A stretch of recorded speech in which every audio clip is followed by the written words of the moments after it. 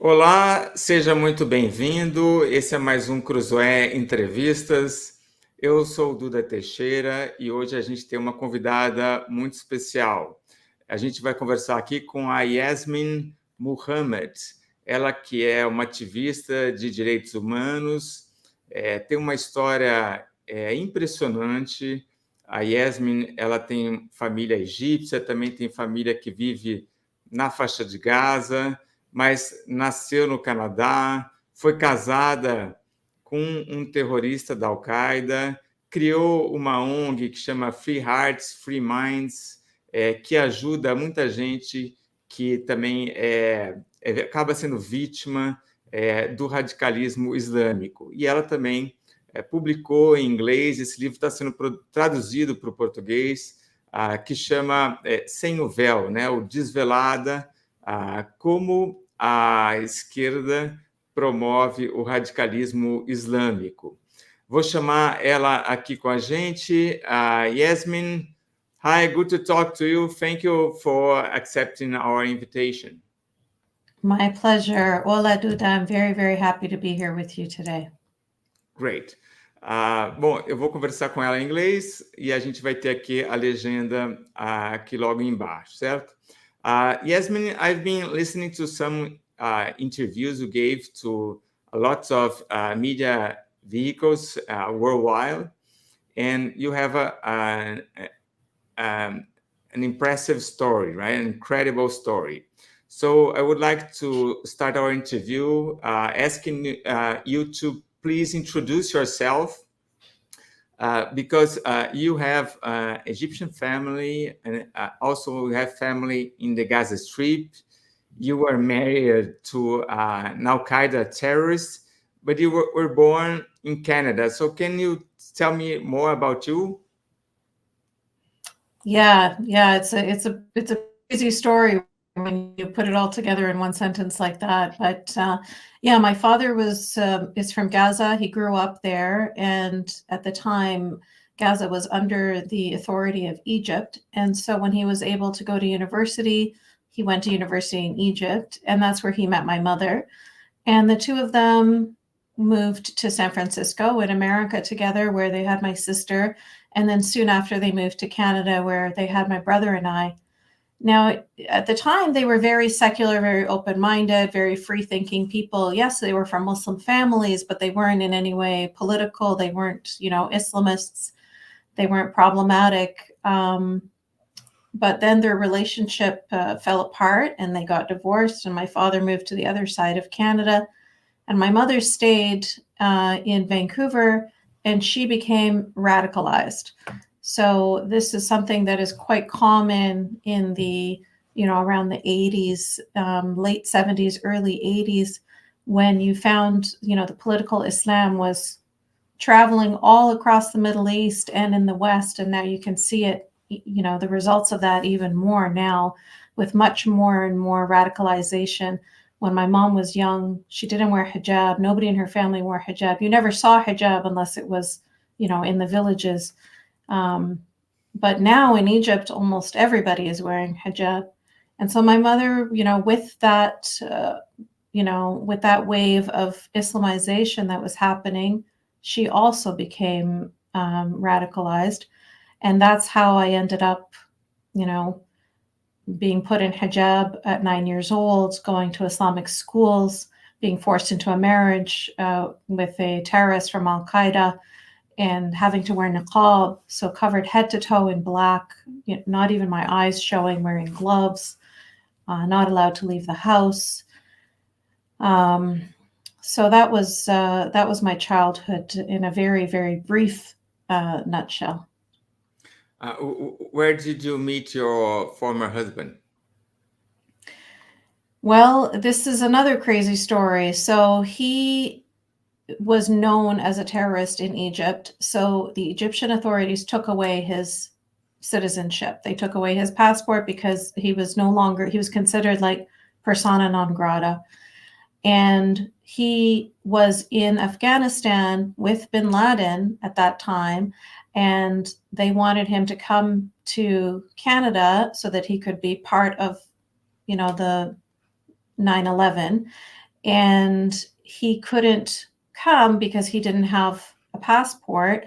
And so they gave him a fake Saudi Arabian passport. So it's pretty crazy to think that an Egyptian man coming from Afghanistan to Canada with a fake Saudi Arabian passport was allowed in the country. But he was. And when my mother found him, she felt very grateful that there was finally a man who she felt was strong enough to control me. Because up until then, she had previously tried to force me into a marriage with my cousin, and I got myself out. And my whole childhood, if you read my book, it's just a series of me trying to escape this life and being unsuccessful. And so she felt like finally this man is someone who can keep this girl in line. Wow. Jasmine, well, so you have now family in Gaza, right? How do Gazans see the Hamas? Well, I'll tell you about my father. He was devastated and very angry and humiliated that the world equated Hamas with Gazans. So my father was a peace activist. Unfortunately, he left us in 2019. So he didn't see what happened on October 7th. But, in a way, I'm kind of glad he didn't, because he would have realized at that moment that there would be no hope for his homeland to ever return to the way it was when he was young and the way he wanted to see it become again.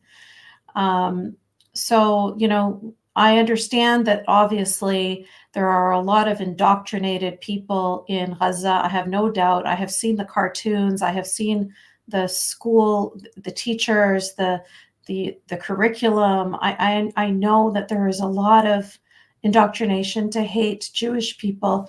I'm very familiar with the religion and how it teaches so much anti-Semitism. And not just towards Jewish people, but towards anyone who is non-Muslim, so much hate towards them. So I'm familiar. I understand that it is a problem, but it's important to remember that there are bits of light, that there are people like my father in Gaza today, even, who hate Hamas and who want to be freed from Hamas. Recently I interviewed a young man named Hamza who was imprisoned by Hamas because he protested in Gaza. And so he was able to escape from Gaza to Germany. This is before October 7th. Thousands of people were running away from Gaza, seeking refugee status wherever they could go to get away from Hamas, to get away from this terrorist organization that had, gripped their homeland. So it's important to remember that even before this war, the Gazan people were suffering. Now they're suffering even more, of course, because they're in a war. So there's more physical danger, but they have always been terrorized by Hamas ever since they came into power. Okay, Yasmin, you did a great interview with Hamza. We've published a piece about it here at Cruzoé. Congratulations. Yasmin, are you familiar with the situation of women in the Gaza Strip? Yes, it's abysmal. It's absolutely horrible. There are no freedoms for women under any Islamic regimes, whether we're talking Iran or we're talking Afghanistan, or even the ones that we like to pretend are getting progressive, like Saudi Arabia, or anyone, Sudan, Somalia, you name me the Muslim majority country, and I will show you women who are being persecuted. And so in Gaza, it was no different. In fact, it was in some ways even more difficult for women there because there were no avenues for any kind of support or any kind of freedom. There's no domestic violence centers, for example, for women. They're being controlled by terrorists who believe that men have the right to beat their wives. And so who are these women going to go complain to? The entire society is working against them. So, and, child marriage in Gaza, unfortunately, is a huge problem. The youngest of kids being married off. And it's the same thing you'll see in Yemen and you know, in Afghanistan and all over the Muslim majority world, unfortunately. But yeah, it's an abysmal situation for women, for gay people, for you know, anybody who believes in any kind of freedom. Yasmin, are feminists in the West aware of the situation of women in these Muslim majority countries? You know, it's really crazy that, especially with the woman life freedom movement in Iran, these women were literally risking their lives, standing in front of the IRGC, taking off their hijabs and burning them in these big bonfires. And these women were being imprisoned, were being killed, they were being raped to death, they were being beaten to death. Their stories were all over. You know, they tried so hard to get their voices out. And it's quite miraculous that they were able to get their voices out, because you don't hear the voices of the women from all of these other countries because of how totalitarian these societies that they live in are. But somehow these Iranian women were able to get their voices out. And you really assumed that once they were able to finally show the world the truth of what it's like to live under an Islamic regime, that the feminists of the world would unite to support them and support their cause. But that hasn't been the case, unfortunately. They've had to suffer such betrayal because fellow feminists look at them and they say, oh, we don't want to support you because we don't want to seem Islamophobic. You know, they're more willing to support an Islamic regime that terrorizes women, that forces, you know, these are, I'm not even, you know, there are so many things, there are so many stories that it almost feels unbelievable. You know, the fact that women can't sing, they can't ride a bike, they can't paint their nails with nail polish, you know, like the tiniest freedoms are taken away from them. Forget the fact that they can't choose, you know, under male guardianship laws, they can't choose when they leave the house or when to travel or where to go to school or when to, if they can open a bank account. Big things, little things, all things. You know, in Afghanistan, girls can't even go to school. They can't even learn how to read. They can't even be educated. Every aspect of a woman's freedom is taken away from her. And we were only trying to show the world the physical aspect. We were only trying to show them the hijab, something that is so easy to understand. You know, it's the tip of the iceberg. But we thought it's something that's so visual, it's something that's so physical that there's no question that people will understand what we're trying to say. But somehow the world didn't understand or chose not to understand. Yasmin, when there was the terrorist attack in Israel in October 7 by Hamas, terrorists raped and killed lots of women, right? And there was not an outcry among lots of feminist groups in the West. What is the problem with the feminists in the West? I mean, that's a very big question, and I wish I had the answer, but you can see it's a common thing, right? You can see when the Yazidi women were being raped and taken as sex slaves by ISIS, they also didn't stand for Yazidi women. You could see when the Nigerian Christian girls were being taken by Boko Haram, they didn't stand with those girls. You could see when the Hindu girls in Pakistan are being kidnapped from their families, forced into Islamic marriages, nobody is speaking up for them. You know, this is happening all over the world all the time. And when it happened to the Israeli women, and I forgot to mention something that you might be familiar with too, is even in Britain, in the United Kingdom, when British girls were being kidnapped and forced into rape gangs, there was also nobody to speak up for them. And in fact, the journalists and the politicians who did speak up for them lost their jobs and lost their reputations. And so when it happened in Israel, it was a continuation of this same thing, where whenever these men are terrorizing women, nobody wants to speak up for them. Nobody wants to speak up for the victims because they are too busy protecting the terrorizers. There is this, I don't understand it, but for whatever reason, they see a perpetrator and they see a victim. And if the perpetrator is a Muslim, they say, oh, we can't We can't support the victim because that would make us Islamophobic or racist or xenophobic or something. And so then they leave these women to continue to be victimized all over the world.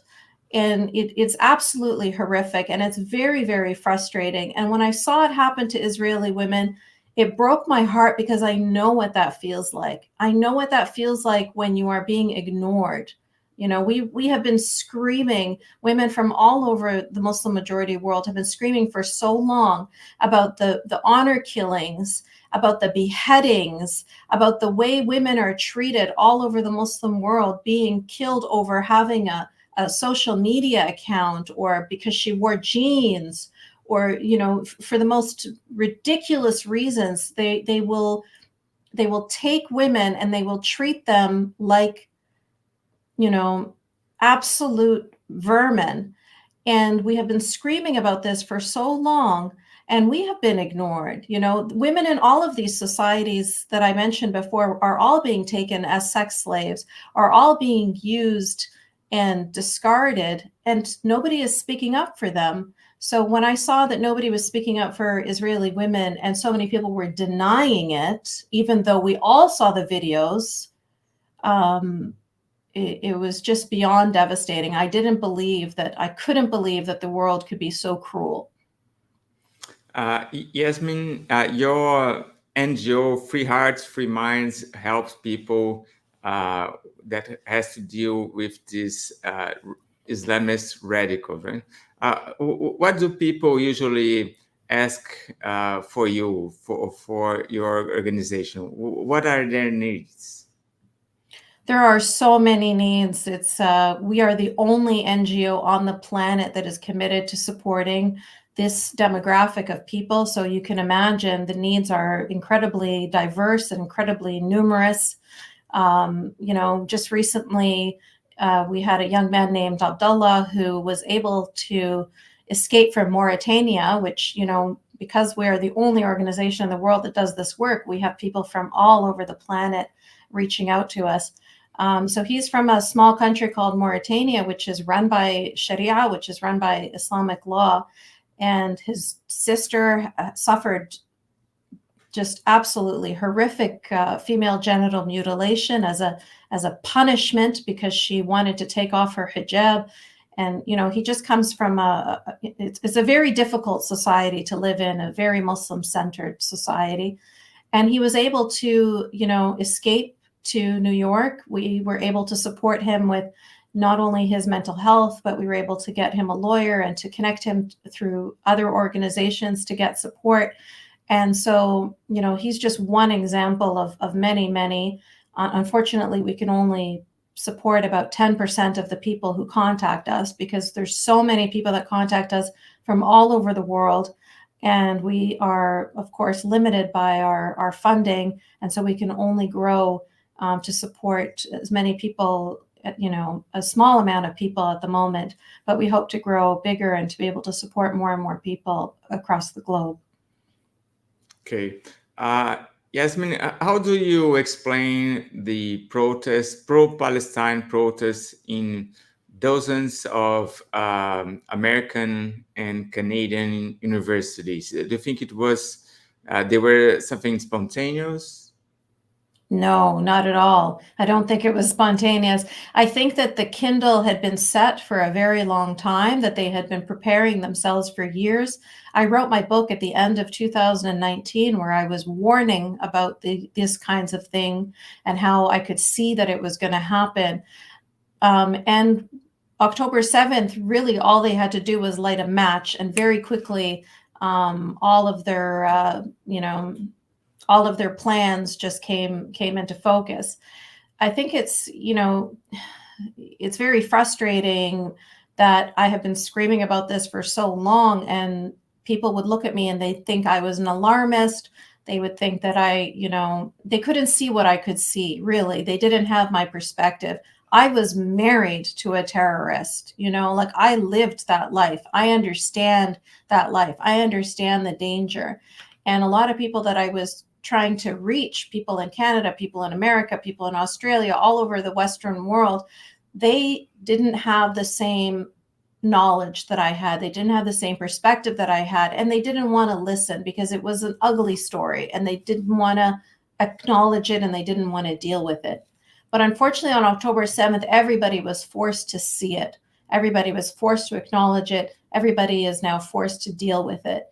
So in a way, it has brought everything to light. You know, now that we see these people all over Canada, for example, with their megaphones, you know, celebrating October 7th, saying we want to see October 7th happen 1,000 times. You know, we see people walking around with swastikas. We see people celebrating Iran and asking Iran to burn Tel Aviv to the ground. You know, we see these calls to violence where people feel so empowered to publicly call for such violence. Well, the reason why they feel so empowered today is because for years and years and years and years, they have been taking slow steps towards this, and nobody has stopped them. They have just felt empowered every single step of the way. And so they have now become so emboldened that they can say what they want to say on these university campuses or all over our cities, even on our subways, if they feel like it, going and harassing Jewish people in their homes, harassing Jewish neighborhoods in London and in Toronto. You know, this is the slow empowerment that they have been, you know, they have been enjoying all these years because we refused to put our foot down. If we saw this kind of anti-Semitism coming from the right wing, you know, if coming from neo-Nazis, if we saw this kind of racism coming from the KKK, we would have responded, we would have reacted. But we had Muslims every single year they would be in the streets on their Al-Quds rallies, screaming about Khaybar, you know, calling for a genocide of the Jewish people. And nobody ever said anything. Nobody ever stopped them. In fact, they were just, everybody just capitulated to them because everybody was too scared that they might end up being called Islamophobic. And so that's why they were able to feel more and more and more and more empowered over the years. And if I could just take a moment to talk about the word Islamophobia for a second, because the reason why this word was created by Islamists in Iran, in fact, is because it was meant to stifle any criticism of the religion. They tried for many, many years at the UN level to create a top-down blasphemy law to stop people from criticizing Islam, and it was never successful. And so instead they did a bottom-up, and they chose a word, Islamophobia. It sounds like homophobia, xenophobia. It sounds like all of these left-wing progressive words that they thought, oh, this is a good thing. You know, we will support, you know, anti-bigotry if we use this word. And they were used as useful idiots. They were used as useful idiots to play the role of the regime all over the Western world and to stifle any criticism of this religion. Yasmin, we have here in Brazil some leftist politicians promoting Hamas. One is a member of the Workers' Party, the PT, and also Partido da Causa Operária, o PCO, is clearly promoting Hamas on social networks. How can you explain that these leftist politicians tend to promote terrorists like Hamas? You know, it's really shocking that anybody can promote a terrorist. You know, we know what these terrorists have done. We know about the innocent people that they have taken hostage. We know about the people that they have killed. We know about the babies. We know about the women that they have raped. It's so shocking that somebody could support terrorists. And what's even more shocking is that people believe them and people agree and they continue to support the person who is supporting the terrorist. So it's a pretty abysmal, you know, sad state of humanity that this is happening. But although from the first glance it looks pretty crazy, if you look back all the way, I mean, this has happened all over the Middle East. This is the thing. It started in Iran with the Islamic regime, and it continued all over the Middle East, and now it's happening in the West. But this is a story that we have seen over and over and over again. So quite often, the left wing will align with the Islamists because they have a shared hate for Western values. They have a shared hate for freedoms and democracies that we hold dear. And so they think of it like the enemy of my enemy is my friend. And so they align together. Well, let me tell you a story of what happened in Iran when the communists and the socialists aligned with the Islamic regime so that the Islamic regime could come to power. As soon as they came to power, they murdered, they imprisoned, and disappeared all of the leaders of all the communist and all of the socialist parties. They just got rid of all the useful idiots because they were no longer useful to them anymore. So for now history to be repeating itself over and over and over again, and for us now to see in the West, the left wing supporting terrorists, because let's not forget, Hamas were funded by Iran. This is all one big, it's a repetition of the same story. You know, history keeps on repeating itself, and they're not learning. They're not learning from history and recognizing that, no, the enemy of your enemy is not your friend. You know, the Islamists hate you as much as they hate all the other non-Muslims. You are not special. You are not different. They are just using you at this point in time because they want to get what they want. And both of them think they're smart. And both of them think that they're using each other towards this goal of basically, you know, anti-Western sentiment. Okay. Yasmin, the title of your book is Unveil How the West Empowers Radical Muslims, right? Well, unveil, I think you are talking about the hijab, right? Can the hijab be considered as a feminist symbol? Oh my goodness. I am not sure how something that is forced on little girls, and as they are told that they need to cover themselves so that men don't rape them, I don't know how that can be considered feminist. You know, when you look at the definition of victim blaming, if you look at the definition of rape culture, you'll be very difficult for you to find examples of this anywhere in the world as easily as it would be for you to find the example in the hijab and the way that it is forced on girls, the way that girls are imprisoned and killed over hijab. So I don't understand how it can be considered a feminist symbol. It turns my stomach. You know, part of the reason why I wrote my book was because during the 2016 Women's March in Washington, D.C., one of the symbols on their posters was a woman in hijab. She took an American flag, the quintessential symbol of freedom and liberty, and she put it on her head like a hijab. And it was like the antithesis of the American flag. It's the antithesis of freedom and liberty. And it's such a betrayal. We're not talking about history here, Duda. We're talking about now. Now girls are being raped to death and beaten to death over the hijab and being, decapitated over the hijab. In Canada, in my country, a 16-year-old girl was suffocated to death with the hijab that she refused to wear. So how can we ignore all of this and then pretend that it is a feminist symbol? It's such a betrayal to feminism and such a betrayal to all of these girls and women who are forced to wear that and to live under these regimes. Okay. And Yasmin, how the West empowers radical Muslims? Mostly they do that through moral relativism and cultural relativism. So in my book, I tell the story of how when I was 12 years old, I went to one of my teachers who went to the police, who went to child services, and we were talking about all of the abuse that was happening in my house. And in the end, the judge said to me, "This is your culture. This is your religion. This is how your family chooses to discipline you. So there's nothing I can do for you."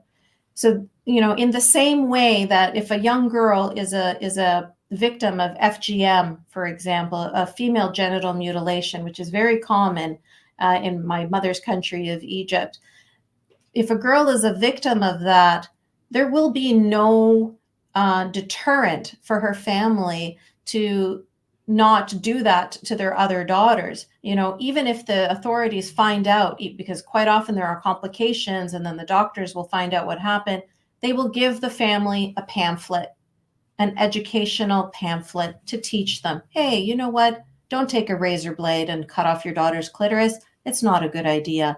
They don't need that. They need to be put in prison. If this was a blonde-haired, blue-eyed mother or father doing that to their child, that person would be in a psychiatric ward or would be in prison.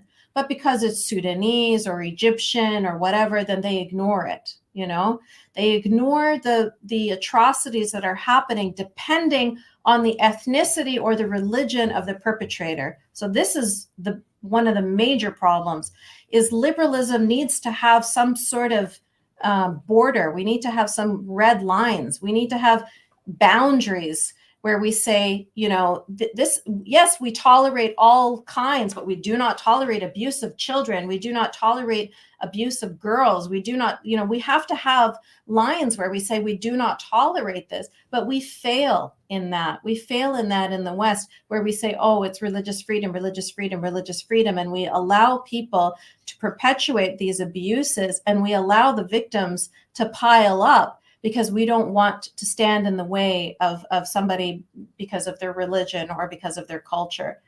So what we have to do is we have to start to treat everybody equally, all perpetrators equally, one law for all, regardless of your ethnicity, regardless of your religion. If you are crossing this line, if you have broken the law, if you have caused harm to another person, then you need to suffer the consequences of that, regardless of who you are or what your skin color is. And on the other side of that, all kids need to be protected. All girls need to be protected, regardless of what their skin color is or what their ethnicity is as well. And so we have like this two-tiered system where when Muslims do something, we capitulate to them and we allow them to continue.